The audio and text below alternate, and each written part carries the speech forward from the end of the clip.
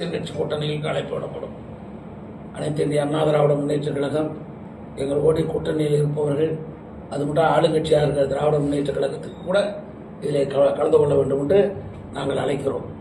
திமுகவுடைய நாடாளுமன்ற உறுப்பினரே இன்றைக்கு இந்த ராணுவ நடவடிக்கையில் பாரத தேசம் சாதித்திருக்கிற சாதனையை விளக்குவதற்காக ஒரு குழுவின் தலைவராகவே திமுகவினுடைய நாடாளுமன்ற உறுப்பினர் ஒருவருக்கு பாரத பிரதமர் வாய்ப்பளித்திருக்கிறார். அதே நேரத்தில் ஜனநாயகத்தை அனைவரையும் மதிக்கிறவர்.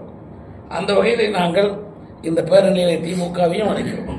வரட்டும், எங்களை பாரத பிரதமரை வாழ்த்தட்டும், பாரத பிரதமரை நன்றியோடு பாராட்டட்டும், இதற்காக உழைத்த இந்திய ராணுவத்திற்கு அஞ்சலி செலுத்தட்டும், பாராட்டட்டும், நன்றி தெரிவிக்கட்டும். ஆக அனைத்து கட்சிகளையும் என்னுடைய பிரமுகர்களையும் உங்கள் மூலமாகவே அழைக்கிறோம். பாரதிய ஜனதா கட்சியினுடைய தேசிய தலைவர்களில் ஒருவர்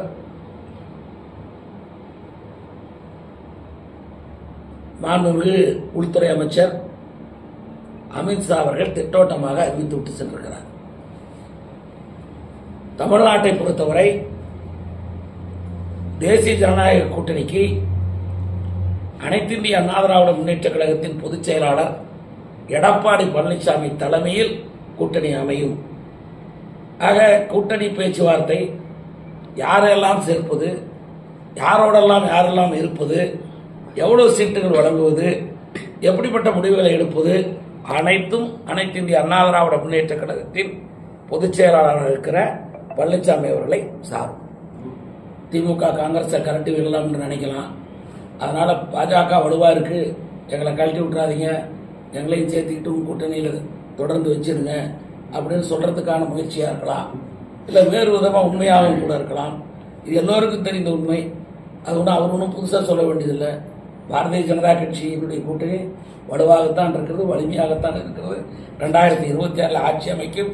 இதை அவர் நீண்ட காலமாக அரசியல் அனுபவம் பெற்றவர், நீண்ட காலமாக உள்துறை அமைச்சராக இருந்தவர்.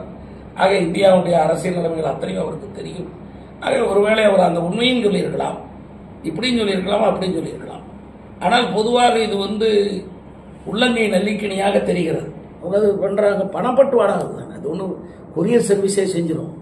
இது ஒன்றும் பெரிய விவகாரம் கிடையாது. எல்லாம் அட்ரஸை போட்டு கவரில் போட்டு பணத்தை அனுப்பினா தீர்ந்து போச்சு. அவங்க பாயிண்ட் அவ்வளோதான். அது பிரித்து கொடுக்குறாங்க. இப்போ செந்தில் பாலாஜி கிட்ட இருந்து மந்திரி சபை போயிடுச்சு. ஆனால் வசூல் பண்ணது போக்குவரத்து, வச்சிருக்கிற பணம், டாஸ்மாக் பணம், இதெல்லாம் 60% தான் ஒரிஜினல், 40% பிளாக்ல போனது.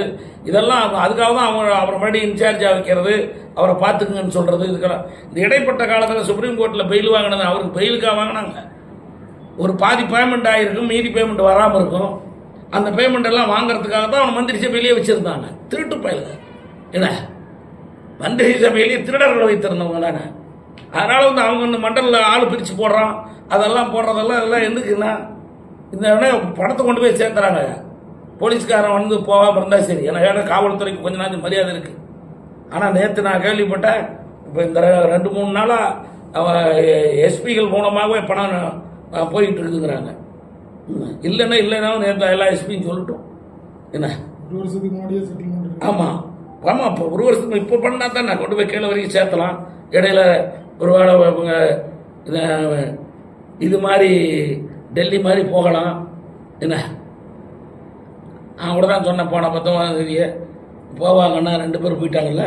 இப்போ இருக்குது. இப்போ சீக்கிரம் இந்த பாகிஸ்தான் வார் வந்தது யாருக்கு லாபமோ இல்லையோ, திமுகவுக்கு லாபம். இன்னொரு 30-60 நாள் தள்ளி போகும் பல பிரச்சனைகள். இல்லைன்னா ஜூன்ல ஆரம்பிச்சிடும் என்ன. இப்போ ஜூன்ல ஆரம்பிக்காத, ஆகஸ்ட் செப்டம்பர்ல ஆரம்பிக்கும். அனைத்து இந்திய அண்ணா திராவிட முன்னேற்ற கழகத்தின் பொதுச் செயலாளர் பழனிசாமி தலைமையிலே தான் இது நம்முடைய தமிழகத்தை பொறுத்தவரை தேசிய ஜனநாயக கூட்டணி. இதுல என்ன இருக்குது உங்களுக்கு அப்படின்னா, அவர் தலைமையில தான் அவர் தான் அறிஞ்சிட்டு இருப்பாரு, அவர்தான் அறிஞ்சிட்டு இருப்பார், ஆட்சி அவர் தான் அமைப்பாரு, அவர் தான் முதலமைச்சர் வேட்பாளர். இன்னும் என்னென்ன வேணும் உங்களுக்கு சொல்லுங்க.